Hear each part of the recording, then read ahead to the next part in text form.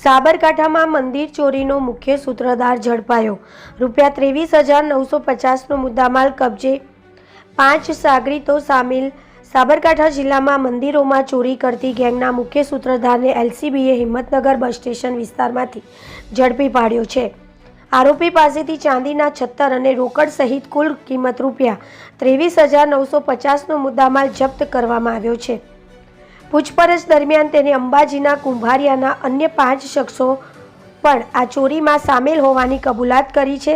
એલસીબીના PI DC સાકરિયાએ જણાવ્યું હતું કે પ્રાંતિજ તાલુકાના સલાલ અને પોગલુ ગામના મંદિરોમાં તાજેતરમાં થયેલી ચોરી અંગે પ્રાંતિજ પોલીસ સ્ટેશનમાં ફરિયાદ નોંધાઈ હતી।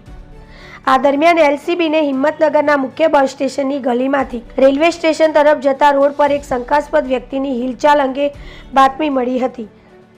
બાતમીના આધારે એલસીબીએ તપાસ કરી શંકાસ્પદ વ્યક્તિને ઝડપી પાડ્યો હતો। પૂછપરછ કરતા તેને પોતાનું નામ રમેશ ઉર્ફે દિનેશ સરાફિયા નટ રહેઠાણ કુંભારિયા નટવા સંભાજી જણાવ્યું હતું। પોલીસે તેની અંગ ઝડપી લેતા તેના પેન્ટના ખિસ્સામાંથી ચાંદીના 10 નંગ 76 મળી આવ્યા હતા।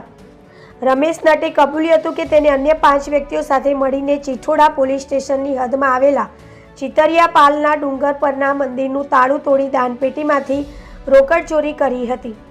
આ ઉપરાંત આ 6 જણાએ વડાલીના થેરસાળા ગામના મંદિરમાંથી પણ દાનપેટી તોડી રોકડની ચોરી કરી હોવાની કબૂલાત કરી હતી।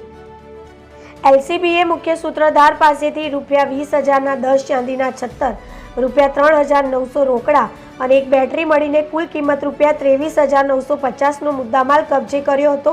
વધુ તપાસ માટે આ સૂત્રધારને પ્રાંતિજ પોલીસને સોંપવામાં આવ્યો છે। આ ગુનામાં સામેલ અન્ય ફરાર શખ્સોના નામ બાલિયા સરમિનિયા નટ, ઇન્દ્રરાજ પ્રકાશભાઈ નટ, ભેરુભાઈ ગોકળભાઈ નટ, વાઘેલાભાઈ રાધાકિશનભાઈ નટ અને અર્જુન ફત્યાભાઈ નટ તમામ રહેઠાણ કુંભારિયા નટવા સંભાજી છે। Reporter Hamid Mansuri, BN news Gujarati, Sabarkantha.